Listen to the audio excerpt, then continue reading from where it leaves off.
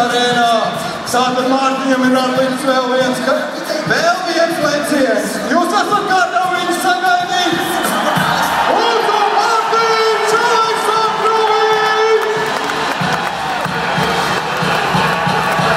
Un Mārtiņš, paldies, Mārtiņš!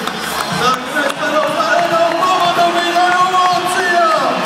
Jūs gribat viņu redzēt nākošajā čempionāta sastāvā?